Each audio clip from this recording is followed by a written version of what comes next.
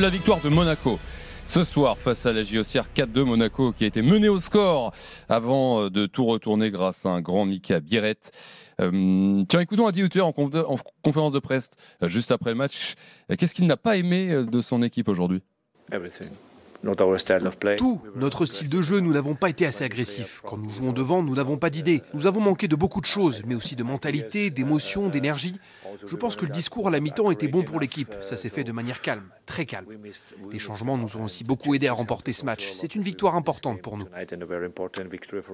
Adi Hutter au micro de Maxime Tilliet. Il a raison. Exigeant Adi Hutter. Il a raison, la première mi-temps elle n'est pas bonne du tout de la part de Monaco, face à une équipe d'Auxerre très cohérente, avec encore une fois des joueurs très étonnants, que ce soit Gaëtan Perrin, Ouanissou, ou surtout Ahmed Traoré. Ouais. Ahmed Traoré qui a encore fait une première mi-temps de très grande classe.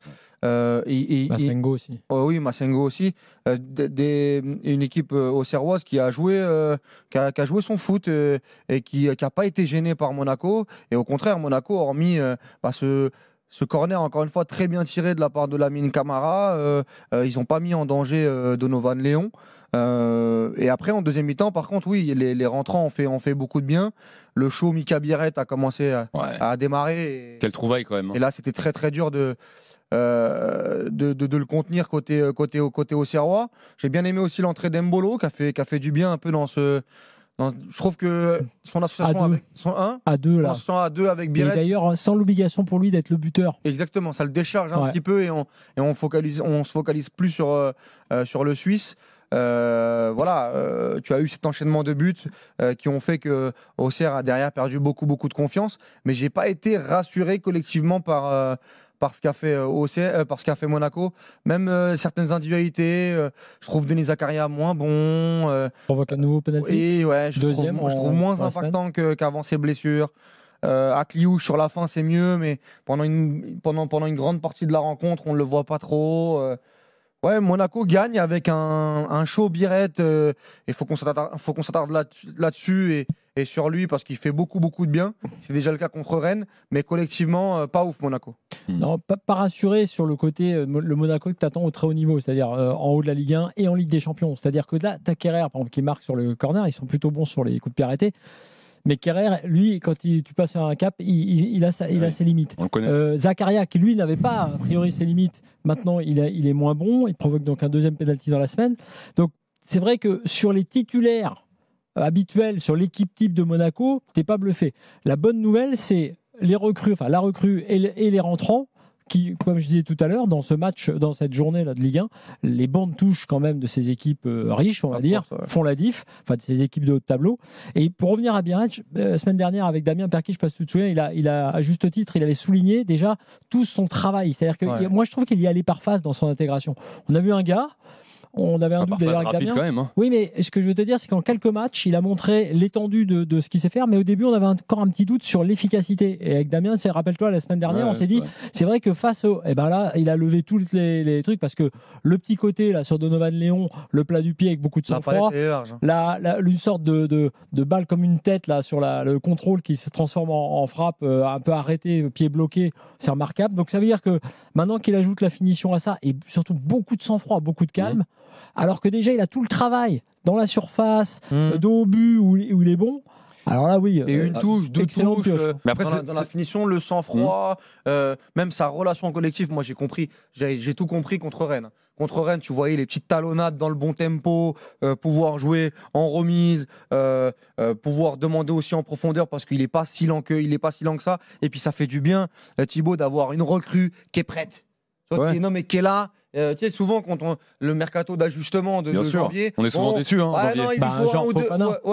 Il lui faut un ou deux matchs, ou même 3-4 matchs. Il faut qu'il s'adapte. Là, le mec, il est prêt à l'emploi. C'est une vraie recrue. Tout de suite, parce que le temps avance, les matchs sont importants. Il faut recoller au trio, il faut recoller à Marseille. Et là, c'est un joueur qui, sur les deux matchs, contre Rennes et contre Auxerre, est très impactant. La seule chose qui est inquiétante pour Monaco, c'est que c'est lui qui mène Monaco en ce moment. Il ne sera pas là pour le barrage face à Benfica. Oui, c'est pour ça que je te disais que l'équipe habituelle, si tu veux, celle qu'on connaît, avec Ben Seguir, Akliouche, Golovin, dont on connaît et les qualités, mais aussi maintenant un peu les défauts, c'est cette équipe-là, cette ossature qui te fait un peu douter sur les matchs de haut niveau. C'est pour ça que finalement ce match, effectivement, il apporte pas grand-chose. J'ai été même un peu surpris de l'écroulement d'Auxerre à ce point. Parce que moi, je les voyais pas, je les voyais pas si mal. Ils étaient bien, ils étaient en place.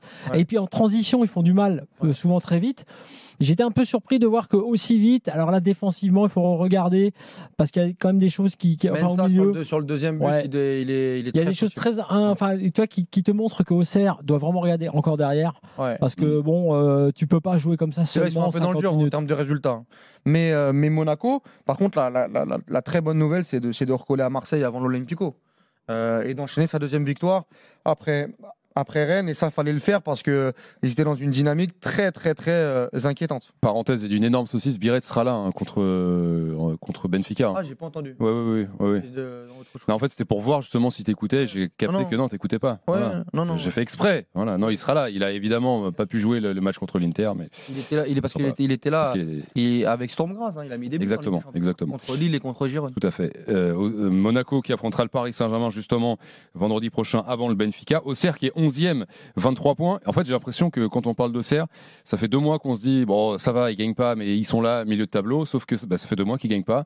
9e match de suite sans victoire pour les Auxerrois. Heureusement qu'ils ont fait ce début de saison, qu'ils ont mis les points de côté, parce que pourquoi ça gagne plus en ce moment? C'est le dessin d'une équipe de ce niveau-là. C'est-à-dire qu'ils font beaucoup d'efforts.